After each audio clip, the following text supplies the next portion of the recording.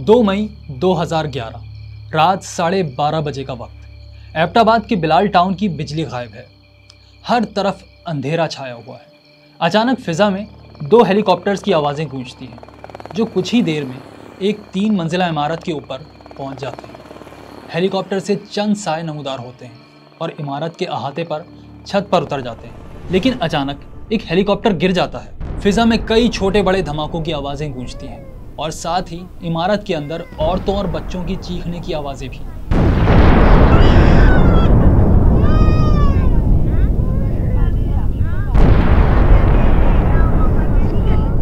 इर्द गिर्द के लोग घरों से बाहर निकल आते हैं, लेकिन जैसे ही वो इमारत के करीब आते हैं, काले कपड़ों में मलबूस कमांडोज इन्हें पश्तो ज़बान में वापस जाने का हुक्म देते हैं। कार्रवाई चलती रहती है और तकरीबन 1:15 बजे कमांडोज इमारत से एक बड़ा बैग लेकर निकल जाते हैं। पहले गिरने वाले हेलीकॉप्टर को तबाह कर देते हैं, जिससे निकलने वाली आग के भड़कते शोले दूर से नजर आ रहे हैं। और फिर उन्हीं शोलों की रोशनी में ये कमांडोज दूसरे हेलीकॉप्टर में बैठकर फरार हो जाते हैं। कुछ देर बाद पुलिस और फौज के स्क्वाड पहुंचते हैं। इमारत से इन्हें 4 लाशें और कई जख्मी खवातीन और बच्चे मिलते हैं। हेलीकॉप्टर का पीछा करने के लिए कुछ हवाई जहाज भी करीबी एयरबेस से उड़े, मगर वो तो कब का पाकिस्तानी फिजाई हुदूद से निकल चुका था। किसी को मालूम नहीं था कि ये सब क्या हुआ। सुबह होते ही टेलीविजन स्क्रीन पर अचानक अमरीकी सदर बराक ओबामा नमूदार होते हैं।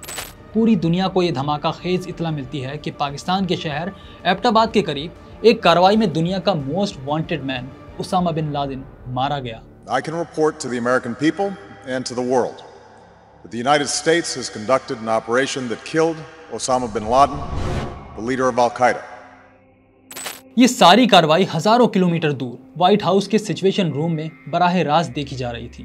ये खबर सुनकर सब हैरान रह गए। हर जहन में और हर लब पर बस एक ही सवाल था, उसामा बिन लादेन पाकिस्तान में कैसे?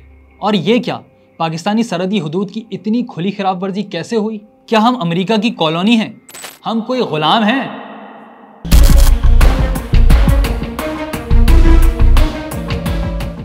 पाकिस्तान और अमेरिका के लव हेट रिलेशनशिप की कहानी 2011 से नहीं, बल्कि इससे कहीं पहले शुरू होती है।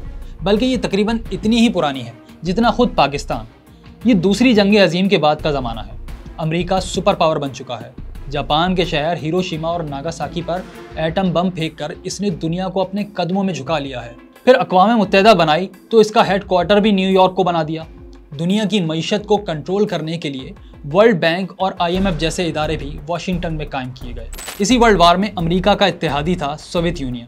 जंग जीतने के बाद वो भी ताकत पकड़ने लगा और अपना कम्युनिज्म दुनिया में फैलाने लगा। यही वजह है कि मार्च 1947 से दोनों के दरमियान एक सर्द जंग शुरू हुई। कुछ महीनों बाद पाकिस्तान इस्लाम का नाम लेकर वजूद में आया तो उसका झुकाव कम्युनिस्ट रूस की तरफ नहीं बनता था।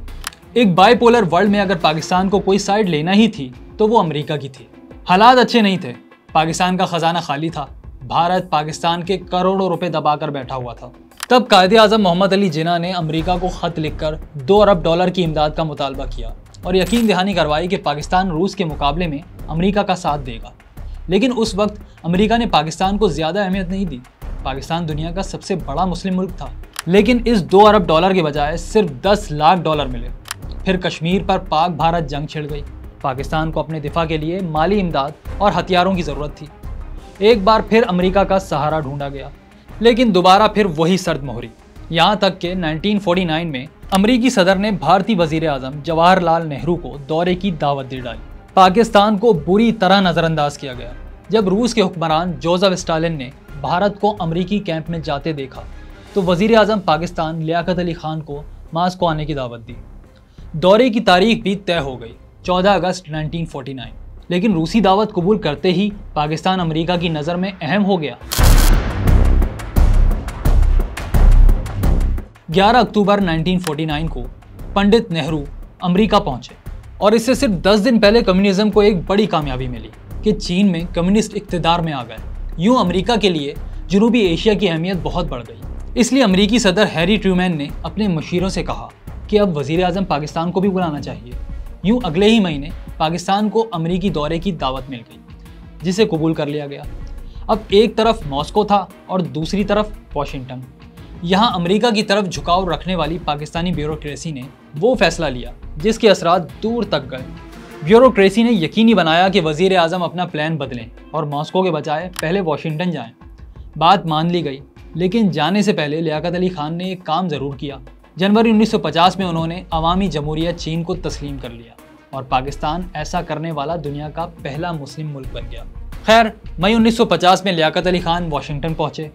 अच्छा खासा प्रोटोकॉल मिला। सदर ट्रूमैन का खुसूसी जहाज़ दी इंडिपेंडेंस उनके लिए लंदन भेजा गया। उनके एजाज़ में न्यूयॉर्क में परेड हुई और लियाकत अली खान ने अमेरिका के ऐवान नुमाइंदगान से भी खिताब किया। कहा जाता है कि इसी दौरे में लियाकत अली खान ने अमेरिका को पाकिस्तानी अड्डे इस्तेमाल करने की इजाज़त दी, जिसके जवाब में अमेरिका ने मसला कश्मीर पर पाकिस्तान का साथ देने का वादा किया। ये हकीकत है या नहीं, मगर जब मई 1951 में अमेरिका ने कोरियन वार के लिए पाकिस्तानी फ़ौजी मांगे तो लियाकत अली खान ने 2 शर्तें सामने रख दी। मकबूजा कश्मीर में इंडियन इलेक्शन रखवाए जाएं और पख्तूनिस्तान का शोशा ख़त्म कराने में मदद की जाए। अमेरिका ने ये मुतालबे मुस्तरद कर दिए और ज़्यादा दिन नहीं गुजरे थे कि 16 अक्टूबर 1951 को पाकिस्तान के पहले वज़ीर आज़म दिन दिहाड़े कत्ल कर दिए गए। उस कत्ल का इल्ज़ाम हर किसी पर लगा। अमेरिका पर भी उंगलियां उठीं, क्योंकि लियाकत अली खान अमेरिका में ही वाजे कर चुके थे कि वो सर्द जंग में फरीक नहीं बनेंगे, गैर जानिबदार रहेंगे। मगर उनके अपने वज़ीर ख़जाना गुलाम मोहम्मद, जो कुछ अरसे बाद गवर्नर जनरल बने, अमेरिका को ख़त लिखकर यकीन दिलाते रहे कि वो कम्युनिज़्म का खात्मा करने में साथ खड़े हैं। यानी लियाकत अली खान के खिलाफ अंदर ही अंदर खिचड़ी पक रही थी। मगर क्या उनके कत्ल को अमेरिकी आशीर्वाद भी हासिल थी? इस बारे में यकीन से कुछ नहीं कहा जा सकता। वैसे उस ज़माने में ये भी इल्ज़ाम सामने आया कि लियाकत अली खान को कोरियन वार में हिस्सा ना लेकर और ईरान से तेल का मुआहिदा ना करके अमेरिका को नाराज़ कर दिया था, इसलिए उन्हें रास्ते से हटा दिया गया। यहाँ तक कि दावा किया गया कि अमेरिका ने लियाकत अली खान के कत्ल का एतराफ़ भी किया, जिसकी निशानदही CIA की डीक्लासिफाइड दस्तावेज़ात में की गई। लेकिन हकीकत में ऐसी कोई दस्तावेज़ात मौजूद नहीं थी। डीक्लासिफाइड डॉक्यूमेंट्स में ऐसा कोई जिक्र नहीं। इस तरह लियाकत अली खान का कत्ल एक राज बनकर रह गया। वैसे एक और पाकिस्तानी वज़ीर आज़म ने भी अमेरिका पर अपने कत्ल की साजिश का इल्ज़ाम लगाया, जिसका जिक्र हम बाद में करेंगे। अभी वापस इसी दौर में चलते हैं जब लियाकत अली खान के कत्ल के बाद मुल्क में जमहूरियत का भी खून हो गया। अमेरिका के चहीते गुलाम मोहम्मद गवर्नर जनरल बन चुके हैं। उन्हें इस ओहदे पर आने की इजाज़त खुद वज़ीर आज़म ख्वाजा नाज़िमुद्दीन ने दी। इक़्तिदार में आकर अप्रैल 1953 में गुलाम मोहम्मद ने अपने मोहसिन का तख्ता उलट दिया। मोहम्मद अली बोगरा नए वज़ीर आज़म बने और गुलाम मोहम्मद ने काबीना में पाक फ़ौज के सिपा सलार अयूब खान को वज़ीर दिफा बना दिया और मेजर जनरल इस्कंदर मिर्ज़ा को वज़ीर दाखिला। यूँ पाकिस्तान की अस्करी क़यादत अमेरिका से बराह रास्त राब्ते में आ गई। ये एक ऐसे रोमांस का आगाज़ था जो आज भी लव हेट रिलेशनशिप की सूरत में बरकरार है। बहरहाल जून 1953 में अयूब खान ने अमेरिका का दौरा किया और कम्युनिज़्म के ख़िलाफ़ अपनी खिदमात पेश कर दी। वो तो अमेरिका से ये तक कह आए कि हमारी फ़ौज आपकी फ़ौज है। फिर 1954 में पाकिस्तान और अमेरिका में दिफाई ताउन का पहला माहिदा हुआ। उसी साल सितंबर में Pakistan South East Asia Treaty Organisation यानी सीटों में शामिल हो गया। बल्कि 1955 में अमेरिकी सरपरस्ती में होने वाले बगदाद पैक्ट का भी हिस्सा बना, जो बाद में सेंटो कहलाया। ये सारे मुआहदे करने के बाद पाकिस्तान को अमेरिका से फौजी इमदाद मिलना शुरू हो गई। पाक फौज में अमेरिकी मुशीर भी आने लगे। दोनों के ताल्लुकात इतने अच्छे हो गए कि 8 अक्टूबर 1958 को इस्कंदर मिर्ज़ा और अयूब खान ने मिलकर मार्शल लॉ लगा दिया। लेकिन अमेरिका ने ज़र्रा बराबर मज़ामत ना की। क्यों? क्योंकि अब अमेरिका की डायरेक्ट डील हो रही थी। सियासी क़यादत से मुशावरत का झंझट ही ख़त्म हो गया था। आइन मुअत्तल था, मरकज़ी और सूबाई हुकूमतें ख़त्म हो चुकी थीं। ऐसे में सियासी जमातों पर भी पाबंदी लगा दी गई और इलेक्शन गैर मुय्यना मुद्दत के लिए मुलतवी हो गए। अब अमेरिका को सिर्फ फ़र्द वाहिद से बात करनी थी और काम हो जाना था। इसके क्या नताज निकल सकते थे, साफ दिखाई दे रहा था। सादत हसन मंटो जैसे अफसाना निगार ने भी अपने मशहूर ज़माना अंकल सैम के नाम खतूत लिख डाले, जो आज भी पढ़ने के लायक हैं। इन खतूत से ज़ाहिर होता है कि पाकिस्तान के अवाम गरीब ज़रूर थे, लेकिन गैरतमंद थे। लेकिन हुकूमतों का गैरत से क्या लेना देना यार, उनका तो अमेरिका से माशका शुरू हो चुका था।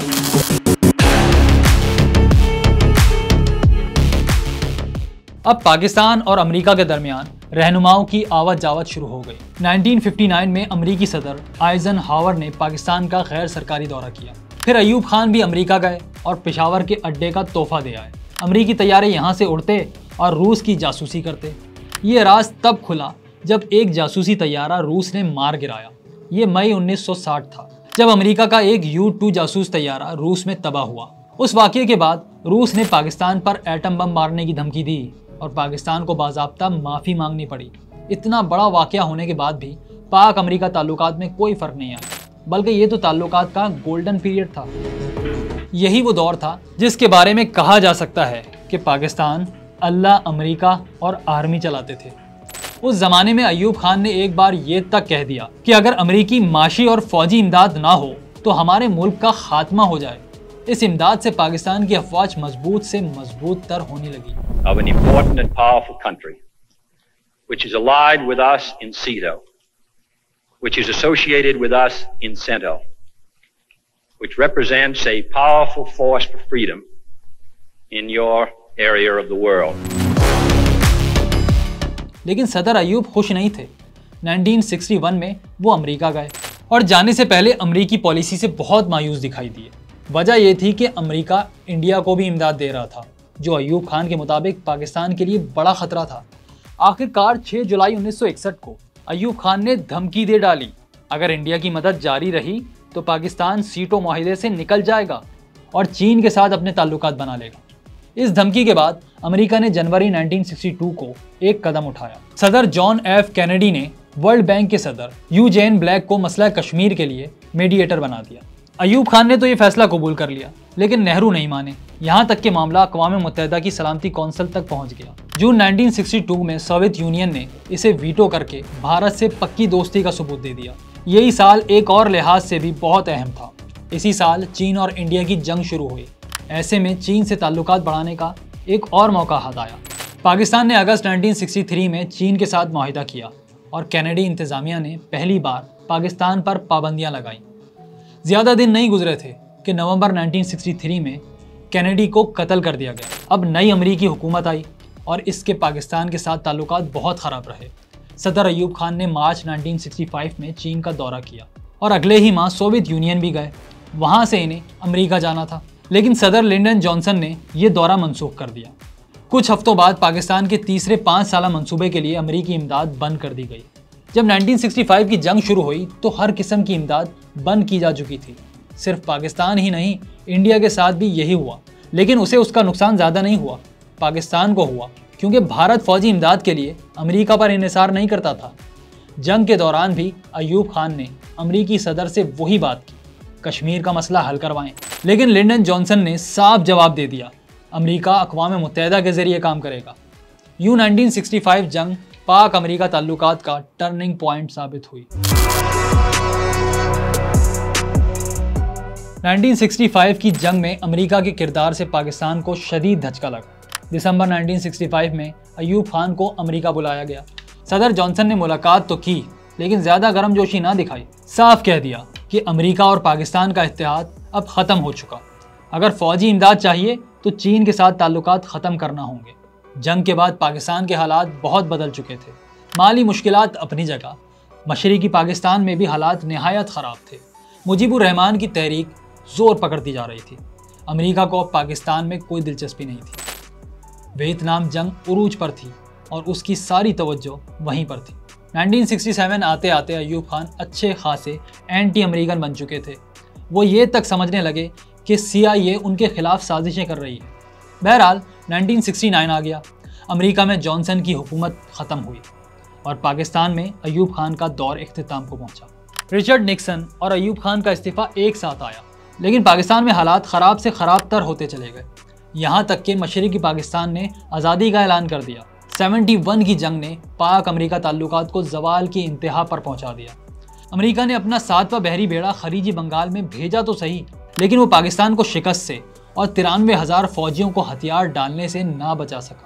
আমার ভাই তোমরা বাড়াকে থাকো, কেউ তোমাদের কিছু বলবে না, কিন্তু আর আমার বুকের উপর গুলি চালাবার চেষ্টা করো না, ভালো হবে না। 7 কোটি মানুষকে তাবা রাখতে পারবো না। আমরা যখন মরতে শিখেছি তখন কেউ আমাদের দবাতে পারবে না। जौहरी तवानाई से चलने वाले USS इंटरप्राइज के कप्तान से पूछा गया कि खलीजी बंगाल में उनका मिशन क्या था, तो उन्होंने कहा, ये वाजे नहीं किया गया शायद अमेरिका दुनिया को ये दिखाना चाहता था कि वो मुसीबत में दोस्तों की मदद करता है।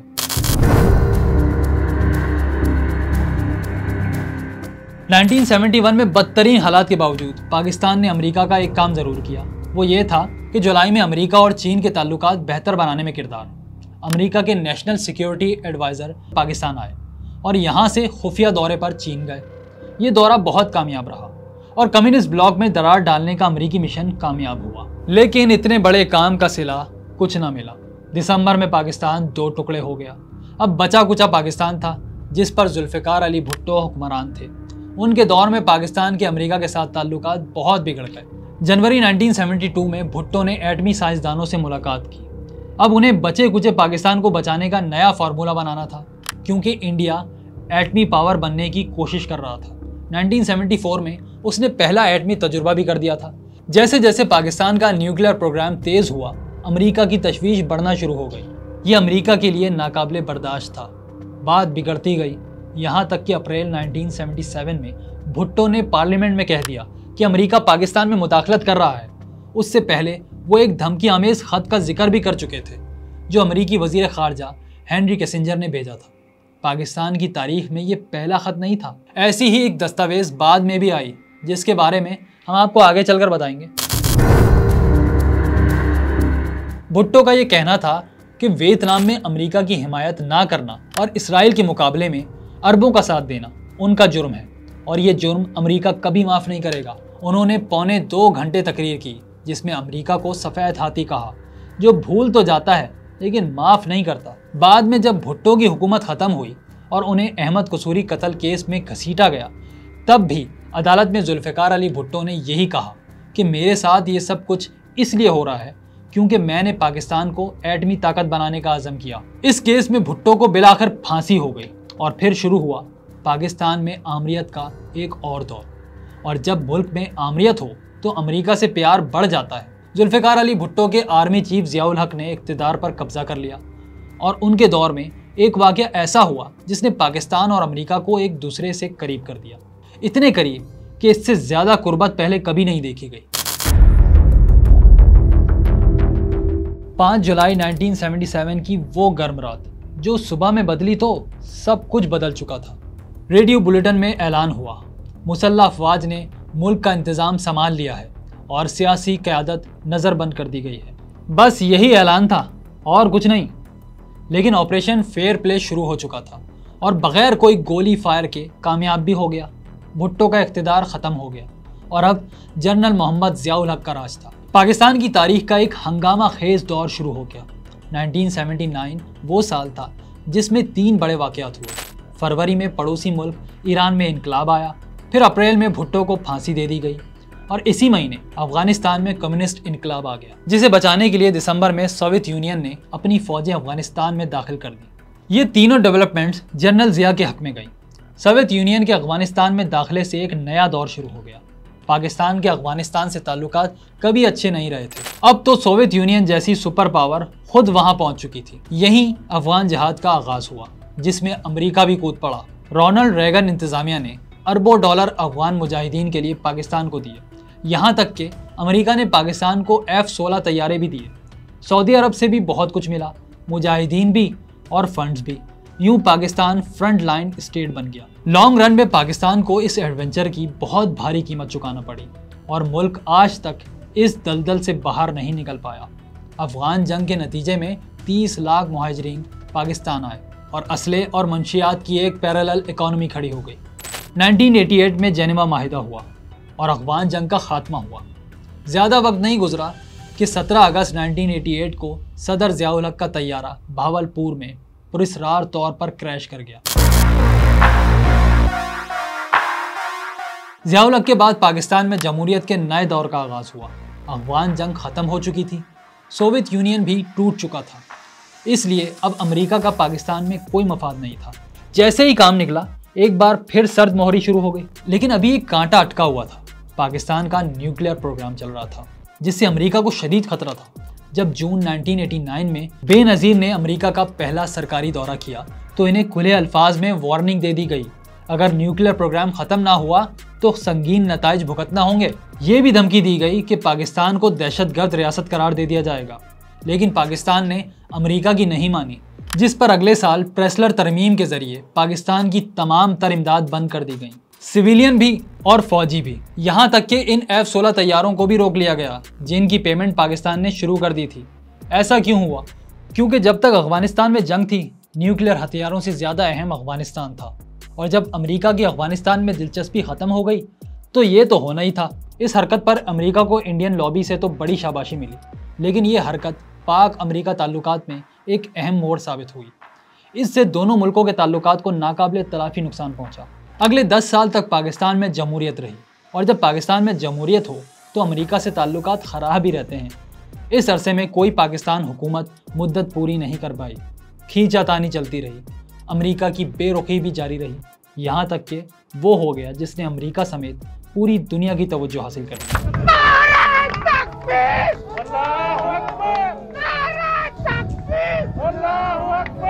I have made it clear to the leaders of Pakistan that we have no choice but to impose sanctions pursuant to the Glenn Amendment, as is required by law. Pakistan ने एटमी तजुर्बा कर लिया। जब एटमी धमाका किया गया तो उस वक्त मुल्क पर 34 अरब डॉलर का कर्जा था, यानी मजमूई कौमी पैदावार का निस्फ। इस कर्ज पर सूद के लिए हर साल 4.5 अरब डॉलर दरकार थे। तिजारती खसारा 4.5 अरब डॉलर की तारीखी सतह पर खड़ा था। सनती पैदावार सिर्फ 3% थी, महंगाई 20% की बुलंदी पर थी, बेरोजगारी खतरनाक हद तक पहुंच चुकी थी। फिर भी पाकिस्तान ने वो फैसला किया जो अमेरिका को बिल्कुल पसंद नहीं आया। उसने पाकिस्तान को बड़ी ऑफर्स की। सदर क्लिंटन ने प्रेसलर तरमीम ख़त्म करने, F-16 तैयारे देने और अरबों डॉलर्स की इमदाद का कहा, लेकिन पाकिस्तान नहीं माना। जो कसर रह गई थी वो 1999 में कारगिल एडवेंचर ने पूरी कर दी। इसके बाद बिगड़ते हालात को संभालने के लिए जुलाई 1999 में नवाज शरीफ को अमेरिका जाना पड़ा। वो अमेरिका से खाली हाथ वापस आए, और आज भी उनके खिलाफ ये प्रोपेगेंडा होता है कि उन्होंने पाकिस्तान का सौदा कर दिया। हालात इतने ख़राब हुए कि सितंबर 1999 में अमेरिका ने वाज़े बयान दिया कि पाकिस्तान के मसाइल का कोई फ़ौजी हल नहीं, लेकिन फ़ैसला हो चुका था। अगले ही महीने पाकिस्तान में एक और माशाअल्लाह लग गया। इकोनॉमी तबाह हो चुकी है, यहाँ तक कि हम भीख मांगते हुए घूमते हैं पूरी दुनिया में। इज्जत का सौदा हुआ है। This needs to be corrected immediately. दुनिया नए हौसले, नए अज़म के साथ 21वीं सदी में दाखिल हुई, लेकिन पाकिस्तान का सर झुका हुआ था। कारगिल में मुदाखलत का इल्ज़ाम और साथ ही तालिबान हुकूमत की हिमायत। और हाँ, ये भी कि मुल्क में एक और आमिर का राज था। मईशत की बदहाली के बाद बस अब यही होना रह गया था।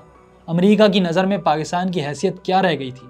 इस बात से अंदाज़ा लगा लें कि सन 2000 में अमेरिकी सदर बिल क्लिंटन ने भारत के बाद बांग्लादेश और पाकिस्तान का दौरा करना था, लेकिन आखिरी वक्त पर उन्होंने पाकिस्तान का दौरा मनसूख कर दिया।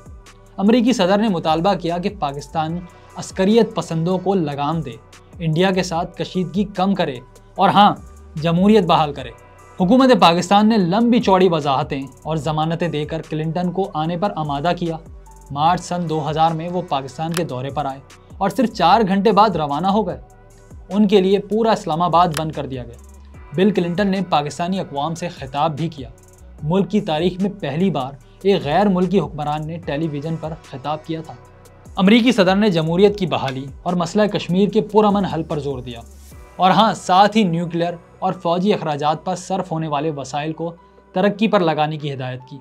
जिस तरह ये दौरा हुआ, उससे पाकिस्तान और अमेरिका के ताल्लुकात का अंदाज़ा लगाया जा सकता है। बहरहाल, अगले ही महीने यानी अप्रैल सन 2000 में अमेरिकी स्टेट डिपार्टमेंट ने अपनी सालाना रिपोर्ट जारी की, जिसमें पहली बार जनूबी एशिया को दहशतगर्दी का बड़ा मरकज़ करार दिया गया।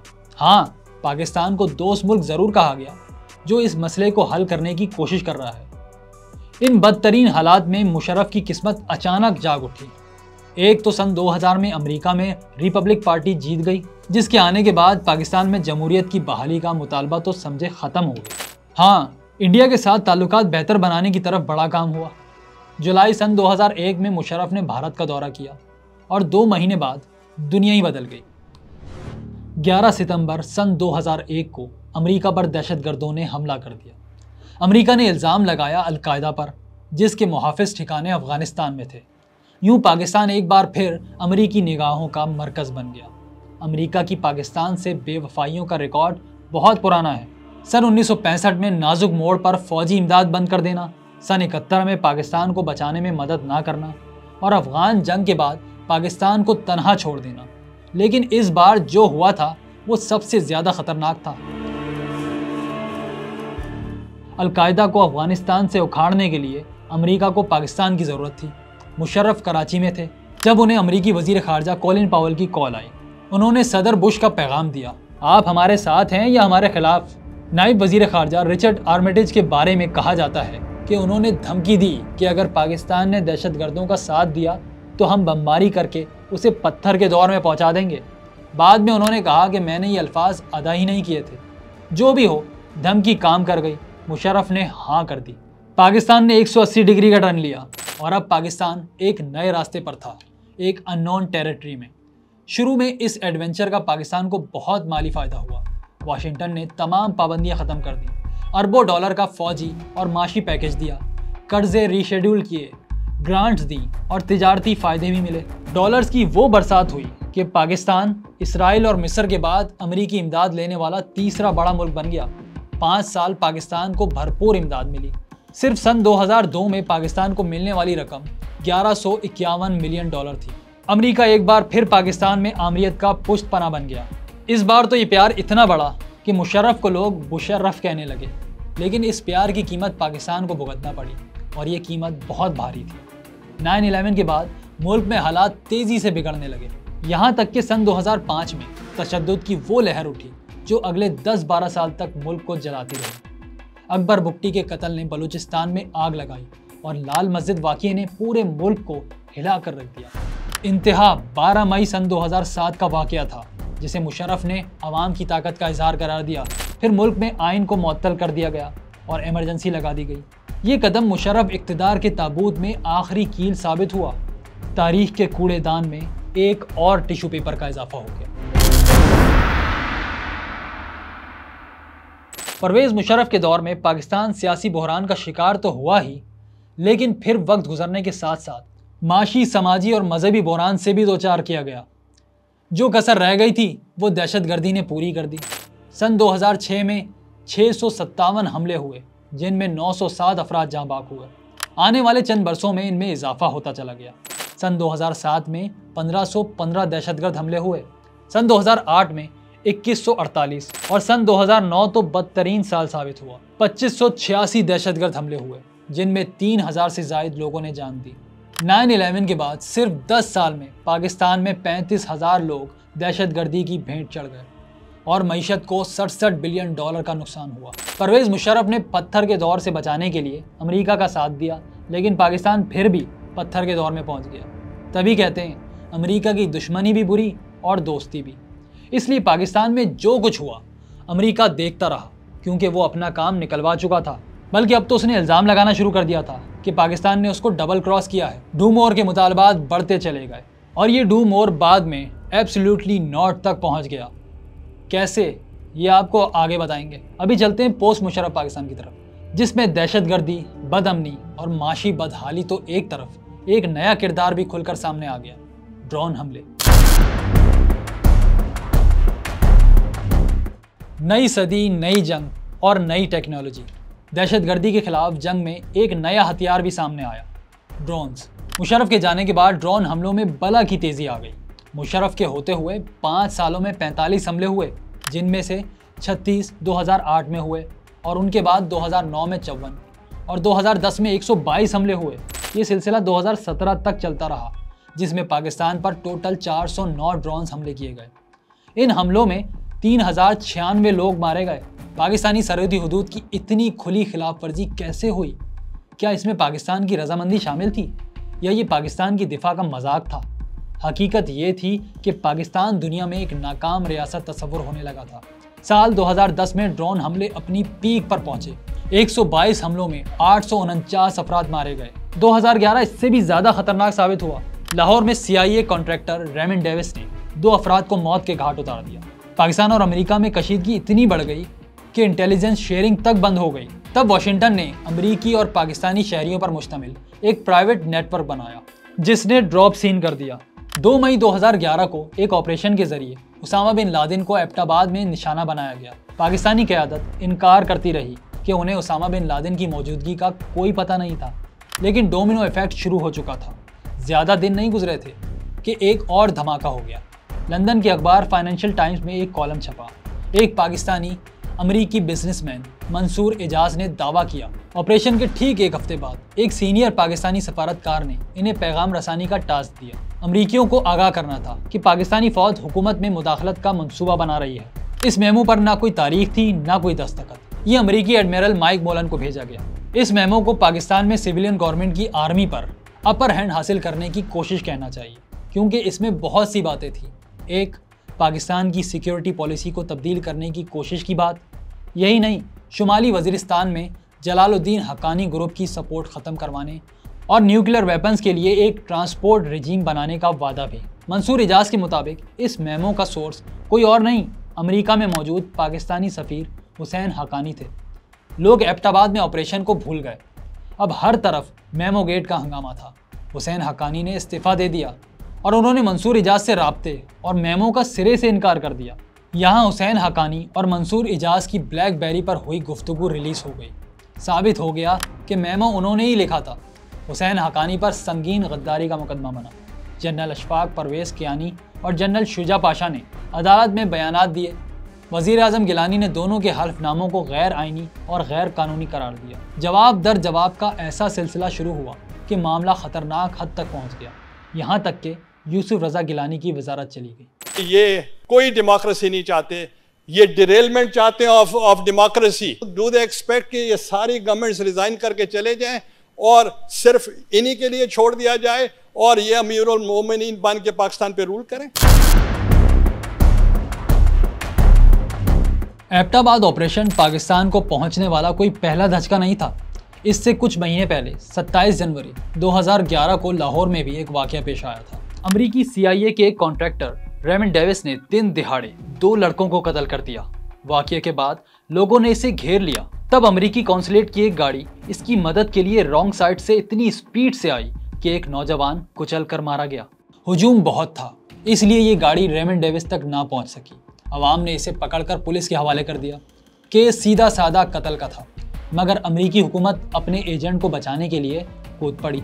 यहाँ तक कि अमरीकी सदर ने तो रेमंड डेविस को सिफारतकार कह दिया, सिर्फ इसलिए कि इसे डिप्लोमेटिक इम्यूनिटी मिल जाए। एक मामूली से एहलकार को बचाने के लिए अमेरिका अपना फ्रंट लाइन इत्तेहादी कुर्बान करने के लिए भी तैयार था। दोनों मुल्कों के ताल्लुकात बिगड़ने लगे। पाकिस्तान की इमदाद तक रोक दी गई, लेकिन सदर आसिफ अली जरदारी अमेरिका से ताल्लुकात कायम रखना चाहते थे। उन्होंने DGISI जनरल शुजा पाशा को जिम्मेदारी दी कि ये मसला हल करें और फिर मारे गए नौजवानों के घर वालों को खून बहा लेने पर राज़ी कर लिया। चीफ जस्टिस इफ्तिखार चौधरी और अपोजिशन रहनुमाओं को भी ऑन बोर्ड लिया गया। नवाज शरीफ हमेशा की तरह नाजुक मरहले पर बीमार पड़ गए और मुल्क से चले गए। उनके पीछे शहबाज शरीफ इयादत के लिए रवाना हो गए। फिर 16 मार्च 2011 का वो दिन आ गया जब लवाहिकीन ने रेमंड डेविस को माफ़ कर दिया। खून बहा के 21 करोड़ रुपए भी वज़ीर आज़म के खुसूसी फंड से अदा किए गए। रेमंड डेविस रिहा हो गया। अमरीकी सफ़ीर कैमरॉन मेंटर इसे लेने ख़ास तौर पर लाहौर आए और अपनी गाड़ी में बिठाकर लाहौर एयरपोर्ट से रवाना किया। इस पूरे मामले पर वज़ीर ख़ारजा शाह महमूद कुरैशी की वजारत भी गई और ये सब उस वक्त हुआ जब वार ऑन टेरर अपनी उरूज पर थी। नेटो फोर्सेस अफगानिस्तान में मौजूद थीं और इन फ़ौजियों के लिए सप्लाई भी पाकिस्तान से ही जाती थी। पाकिस्तान की मदद के बगैर अमेरिका अफगानिस्तान में एक दिन नहीं रह सकता था, मगर अमेरिका के लिए अपने फ्रंट लाइन इत्तेहादी से ज़्यादा अहमियत थी एक कॉन्ट्रैक्टर की। ज़रा ठहरिए, इन 2 वाक़यात के ज़ख़म अभी ताज़ा ही थे कि अमेरिका ने पाकिस्तान को एक और झटका लगा दिया। 26 नवंबर 2011 की रात 2 बजे अफगानिस्तान से 2 F-15 तैयारे, 2 अपाची हेलीकॉप्टर्स और एक C-130 गनशिप जहाज़ पाकिस्तान की हुदूद में दाखिल हुए और पाक फ़ौज की सलाला चेक पोस्ट पर हमला कर दिया। इस हमले में 24 पाकिस्तानी फ़ौजी शहीद हुए और 13 ज़ख्मी। पाकिस्तान ने बड़ा सख्त रद्द-ए-अमल दिया और इसे मुल्क पर हमला करार दिया। नेटो और अमेरिका ने गलती का एतराफ़ तो किया, लेकिन बाज़ाब्ता माफ़ी नहीं मांगी। जवाब में पाकिस्तान ने नेटो सप्लाई बंद कर दी। मुतबादिल सप्लाई रूट की वजह से अमेरिका को हर महीने लाखों डॉलर्स का नुकसान होने लगा। बिलाखिर उसने घुटने टेक दिए। 3 जुलाई सन 2012 को अमरीकी वज़ीर ख़ारजा हिलरी क्लिंटन ने बाज़ाब्ता माफ़ी मांगी और 12 जुलाई को तूरखम और चमन बॉर्डर से नेटो सप्लाई बहाल हो गई। सिर्फ एक साल में ये 3 वाक़यात पेश आए जिनसे अब पाकिस्तान और अमेरिका के ताल्लुकात का अंदाज़ा लगा सकते हैं। एक तरफ अमेरिका जैसा मगरूर और बददिमाग चौधरी और दूसरी तरफ पाकिस्तान जैसा कमी ऐसा गरीब हारी जिसे अपने घर पर भी कोई हक नहीं, उसकी जान और माल और इज्जत सब चौधरी के रहमो करम पर है। अमेरिका का ये समझना समझ में आता है, लेकिन बदकिस्मती से पाकिस्तान के ज़्यादातर हुक्मरान भी ऐसे ही सोच रखते हैं। इनके ख्याल में हम गरीब और भिखारी हैं, ना हमारी कोई राय है, ना कोई पोजीशन और ना ही कोई इज्जत नफ्स। Beggars can't be choosers. America की एक तवील तारीख है। वो दूसरे मुल्कों में दखल अंदाजी करता है, जो हुकूमत इसे पसंद नहीं होती इसे हटा देता है और उनकी जगह कठपुतली हुक्मरान को बिठा देता है। पाकिस्तान में मुल्क बनने से पहले उसने अपनी मुदाखलत का रास्ता बनाने की कोशिश की। 1 मई सन 1947 को पाकिस्तान बनने से 3.5 महीने पहले 2 अमरीकी अफसरान ने कायदे आज़म मोहम्मद अली जिन्ना से मुलाकात की। उनमें से एक अमेरिका के जनूबी एशिया डिवीजन के सरबराह मिस्टर रेमंड थे और दूसरे भारत में अमेरिकी सिफारत खाने के 2nd सेक्रेटरी थॉमस ईवेल। दोनों कायदे आज़म से मिलकर तय करना चाहते थे कि पाक अमेरिका ताल्लुकात का मुस्तकबिल क्या होगा। कायदे आज़म ने कहा कि पाकिस्तान रूसी जाहिरियत से निमटने में अमेरिका की मदद करेगा, लेकिन हम किसी सूरत इंडियन यूनियन को तस्लीम नहीं करेंगे। कायदे आज़म के बाद लियाकत अली खान का मामला भी ऐसा ही रहा, यहाँ तक कि उनके कत्ल का इल्ज़ाम तक अमेरिका पर लगाया गया, लेकिन वो तो एक सिविलियन हुक्मरान थे। पाकिस्तान में तो फौजी जनरल हमीद गुल ये तक कह गए कि आर्मी चीफ की सिलेक्शन अमेरिका की मर्ज़ी से होती है और मेरे आर्मी चीफ ना बनने की वजह भी यही थी कि मैं अमेरिका को नहीं पसंद करता था। उन्होंने तो ये इल्ज़ाम भी लगाया कि जनरल ज़िया-उल हक के तैयारे को तबाह करने में भी अमेरिका का ही हाथ था। यहाँ आर्मी चीफ नहीं बनता अगर आप समझते हैं कि वैसे ही हम बना सकते हैं, ये हमारा अंदरूनी मामला है, ऐसा नहीं होता। क्यों ये फैसला नहीं हो सका कि आप पाकिस्तान के आर्मी चीफ बन सकते हैं? अमेरिका को पसंद नहीं था, इसी वजह से नहीं बनाया गया। जब जर्नलों का ये हाल है तो सिविलियन हुक्मरान किस खेत की मूली हैं? जुल्फ़िकार अली भुट्टो भी एक कागज़ लहराते रह गए कि अमेरिका मेरे खिलाफ साजिश कर रहा है, तो हाल ही में हमने इमरान खान को भी देखा जो एक कागज़ लहराते रह गए। इस्लामाबाद के परेड ग्राउंड में तहरीक इंसाफ का जलसा। वज़ीर आज़म इमरान खान ने एक ख़त लहराया और दावा किया कि उनके हुकूमत का तख्ता उलटने की साजिश की गई। उन्हें इक़्तिदार से हटाने के लिए बैरून मुल्क से फ़ंड भेजे गए। PTI ने इल्ज़ाम किसी और पर नहीं बल्कि अमेरिका पर लगाया। इसके बाद हर तरफ साइफ़र के चर्चे होने लगे। बाद में वो साइफ़र इमरान खान के पास से भी गायब हो गया। इमरान खान की हुकूमत का खात्मा अमेरिका की ख्वाहिश थी या नहीं, यह मामला कुछ और था। हकीकत जो भी हो, लेकिन ये बात तय है कि अमेरिका इमरान खान से खुश नहीं था। एक तो उन्होंने अफगानिस्तान में तालिबान की वापसी पर बड़ा बयान दिया था। कहा था कि आज गुलामी की जंजीरें टूट गईं। एक बार उसामा बिन लादेन को शहीद भी कह गए थे। यही नहीं, उन्होंने अपने दौरे हुकूमत में रूस का दौरा भी किया था, वो भी उस वक्त जब तमाम मगरबी ताकतें यूक्रेन की पुश्त पर थीं। उस दौरान अमेरिकी न्यूज़ साइट इंटरसेप्ट पर एक रिपोर्ट भी जारी हुई जिसमें इंकशाफ किया गया कि अमेरिका पाकिस्तान की सियासी और अस्करी क़यादत की जासूसी करता रहा है। अमेरिकी नेशनल सिक्योरिटी एजेंसी ने उस सॉफ्टवेयर को हैक किया जिसे मुल्क की आला सिविल और फौजी क़यादत इस्तेमाल करती है। तभी इमरान खान ने कहा था, क्या हम कोई गुलाम हैं? हम आपके सामने क्या हैं? क्या हम कोई गुलाम हैं कि जो आप कहेंगे हम कर लें? कुछ वाक़यात तो यही साबित करते हैं कि हम वाकई अमेरिका के गुलाम हैं और ग़ुलामी को मजबूत करने का अमेरिका का एक सादा सा फार्मूला है। एक, पाकिस्तान में जमहूरियत मजबूत ना हो। अयूब खान, याह्या खान, ज़िया-उल हक और परवेज़ मुशर्रफ। अमेरिका के पाकिस्तान से ताल्लुकात आमरीत के दौर में हमेशा बेहतर रहे, जबकि लियाकत अली खान से जुल्फ़िकार अली भुट्टो और नवाज शरीफ से इमरान खान तक जमहूरी दौर हमेशा पाकिस्तान अमेरिका ताल्लुकात के लिए बहुत ख़राब रहा। दुनिया में जमहूरियत का चैम्पियन बनने वाला अमेरिका पाकिस्तान बल्कि हर तीसरी दुनिया के मुल्क में आमरीत चाहता है। दूसरा तरीका है माली बेसाखियों पर रखना। पाकिस्तान को शुरू में ही मोहताज बना दिया गया। हम आज तक IMF से 22 बार कर्ज ले चुके हैं। पहला पैकेज 1958 में लिया गया, जी हाँ, आमरीत आते ही, और आखिरी पैकेज अभी तक जारी है। हाइब्रिड निज़ाम के तले जब तक ये पैकेजेस ख़त्म नहीं होंगे, पाकिस्तान का अपने पैरों पर खड़ा होना एक ख्वाब ही रहेगा। जिस दिन खुद से जीना सीख लिया, वो पाकिस्तान की आज़ादी का पहला दिन होगा। आज पाकिस्तान का चलना मुहाल है और हमेशा अमेरिका के मुखालिफ ब्लॉक में रहने वाला हमारा पड़ोसी मुल्क भारत अमेरिका का चहीता बना हुआ है।